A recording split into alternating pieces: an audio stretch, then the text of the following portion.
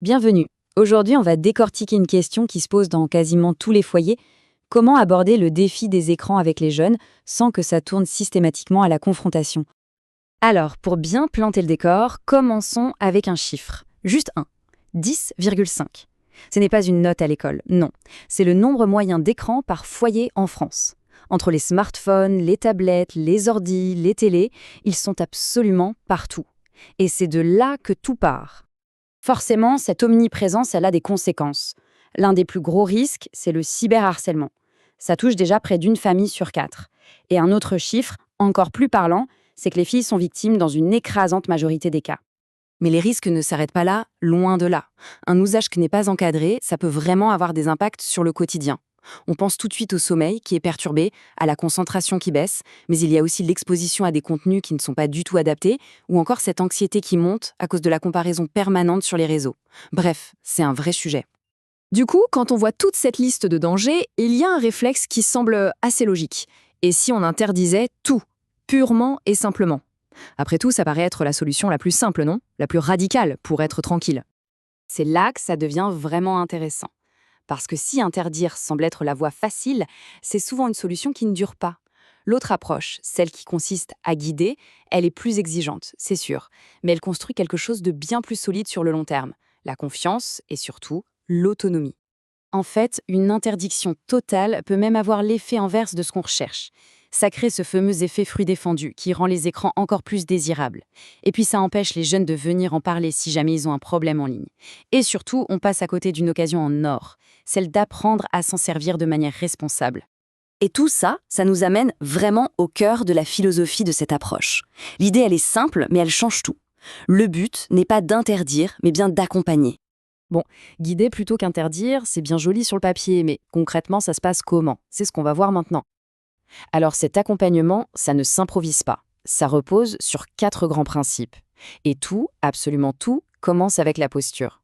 Il faut une approche qui ne juge pas, qui ne culpabilise pas. C'est la seule façon d'ouvrir un vrai dialogue. Au lieu d'imposer des règles qui viennent d'en haut, l'idée c'est de s'asseoir autour d'une table et de construire les règles du jeu ensemble. Les questions sont simples. Quand est-ce qu'on peut utiliser les écrans et où? Le fait de décider de ça collectivement, ça change tout. Évidemment, pour que les jeunes passent moins de temps sur les écrans, il ne suffit pas de les interdire. Il faut surtout proposer autre chose d'intéressant à la place. Et c'est une partie cruciale de la stratégie. Du sport, des activités créatives, des jeux, des débats. L'objectif, c'est de montrer que la vie hors ligne peut être tout aussi passionnante, voire plus. Mais voilà, toutes ces règles, toutes ces activités, ça ne fonctionnera que s'il y a un pilier solide pour tout tenir. Et ce pilier, ce facteur décisif, c'est le rôle que jouent les adultes. L'outil le plus puissant que les adultes ont à leur disposition, ce n'est pas le contrôle, c'est l'exemple. Les jeunes observent tout le temps. Et c'est pour ça qu'être un modèle, c'est la clé de tout. Et être un modèle, ce n'est pas un grand concept abstrait, hein. C'est des choses très concrètes au quotidien. Ça veut dire ranger son propre téléphone pendant les repas ou les activités, respecter soi-même les zones sans écran et surtout être vraiment présent, vraiment à l'écoute. Bien sûr, même avec le meilleur cadre du monde, le risque zéro n'existe pas. Des problèmes peuvent arriver. Alors que fait-on si on est confronté à un cas de cyberharcèlement? Il est vital d'avoir des réflexes clairs. Face à une situation difficile, il y a 4 étapes clés, et elles sont toutes basées sur l'écoute et le soutien. La première, c'est d'écouter, sans jamais minimiser ce que le jeune ressent.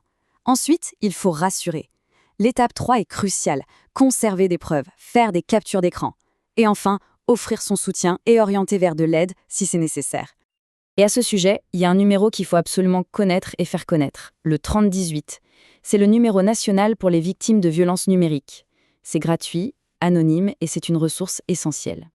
Donc on le comprend bien, au final, l'objectif n'est pas juste de contrôler le temps passé devant un écran.